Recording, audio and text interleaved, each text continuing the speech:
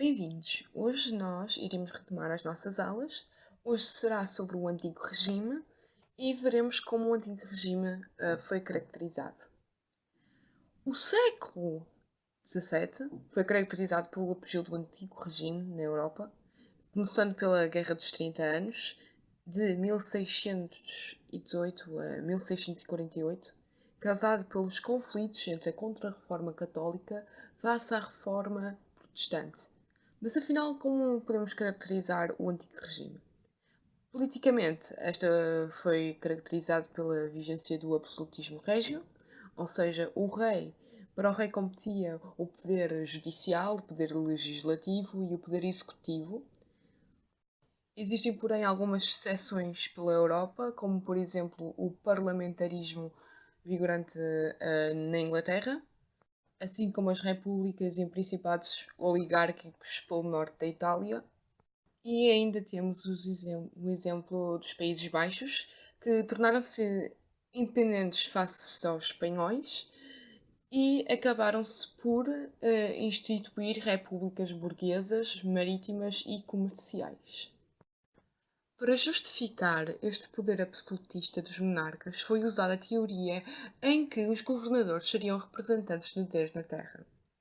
A origem divina do absolutismo régio era vigorante no antigo regime e podemos notar que o mesmo acontecia no tempo da civilização egípcia, em que os faraós eram considerados deuses na Terra. Porém, neste caso, os reis eram como mensageiros de Deus na Terra. Eram seus representantes. Deus estabelece os reis como seus ministros e reina através deles sobre os povos. Os príncipes agem como ministros de Deus e seus lugares-tenentes sobre a terra. É através deles que Deus exerce o seu domínio. Economicamente foi marcada pela pouca produtividade devido às altas taxas de mortalidade, gerando uma estagnação económica rural, mas a atividade mercantil, no entanto, continuava a prosperar devido ao comércio colonial. O mercantilismo foi, entretanto, imposto. Este foi um sistema económico que visava a acumulação das reservas de ouro e prata, gerando prosperidade nacional. O sistema foi desenvolvido na França por Jean-Baptiste Colbert durante o reinado de Luís XIV, considerado o Rei Sol. As companhias de comércio são os exércitos do rei e as manufaturas de França são as suas reservas. Haveria uma certa diminuição das importações e um aumento acentuado das exportações. Houve também um aumento das taxas alfandegárias e as leis das pragmáticas acabaram por ser impostas. Estas seriam medidas protecionistas da riqueza nacional e o papel do Estado seria controlar a economia por este meio.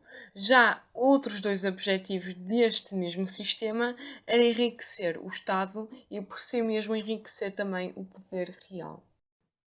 Já em contexto social, a sociedade seria ainda caracterizada por uma sociedade de ordens. Cada indivíduo estaria sempre ligado à sua classe social, desde o seu nascimento até à sua morte. Contudo, todas estas classes sociais tinham uma obrigação em comum, que seria obedecer ao rei. Culturalmente, no âmbito das artes, foi muitas vezes difícil devido às ações da Contra-Reforma Católica. O Index, um dos meios usados pela Igreja, foi um catálogo que proibia uma lista de livros considerados hereges à doutrina católica. Os Estados absolutistas eram também considerados um fator para que o pensamento fosse atrasado. Houve, no entanto, um certo desenvolvimento em certos países graças ao apoio régio que protegia os pensadores e os sustentava para que o país usufruísse de um novo progresso. Vale a pena relembrar o facto do sul da Europa ser o mais afetado pelo atraso, pois era maioritariamente católico.